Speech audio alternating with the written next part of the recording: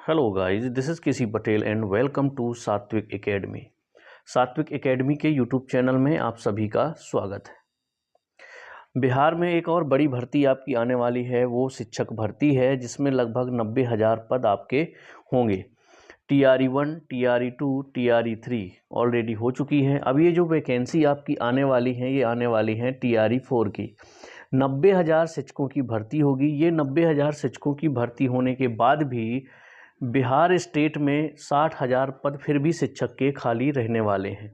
तो यानी कि इसके बाद भी आपकी भर्ती होगी, लेकिन अभी जो TRE4 है उसमें कम से कम 90,000 शिक्षकों की भर्ती की जानी है।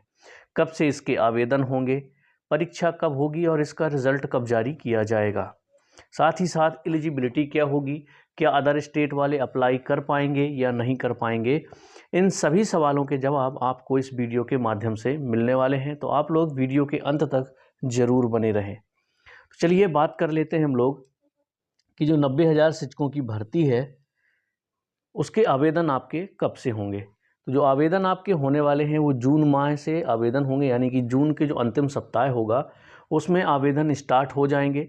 एग्ज़ाम की बात करें तो एग्ज़ाम आपका होगा कब? अगस्त में आपका एग्ज़ाम हो जाएगा। ठीक, कब होगा? अगस्त में आपका एग्ज़ाम होगा। अगस्त में एग्ज़ाम होने के बाद रिजल्ट की बात करें तो रिजल्ट आपका सितंबर में घोषित कर दिया जाएगा। ठीक है, सितंबर में आपका क्या हो जाएगा? रिजल्ट घोषित कर दिया जाएगा। अब हम बात कर लें इसकी एलिजिबिलिटी की। एलिजिबिलिटी क्राइटेरिया क्या रहेगा?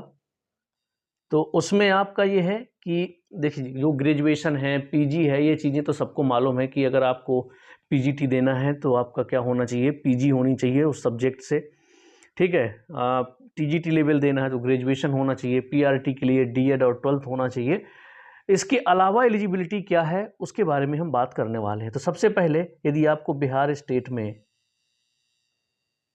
ठीक है, टीचर बनना है तो उसके लिए या तो आपका सीटेट क्वालिफाई होना चाहिए। मान लीजिए पेपर 1 पेपर 2 दोनों के लिए एलिजिबल होना है तो आपके दोनों पेपर क्वालिफाई होना चाहिए।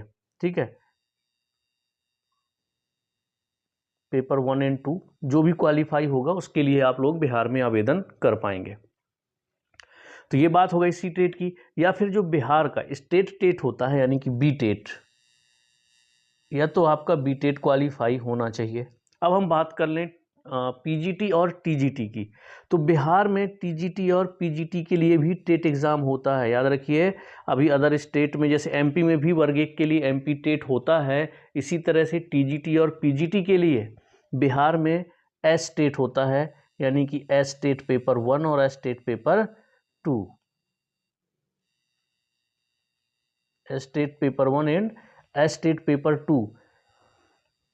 यदि आपने इनको क्वालिफाई किया है तभी जाकर के आप पीजीटी और टीजीटी का एग्ज़ाम बिहार में आकर के दे सकते हैं।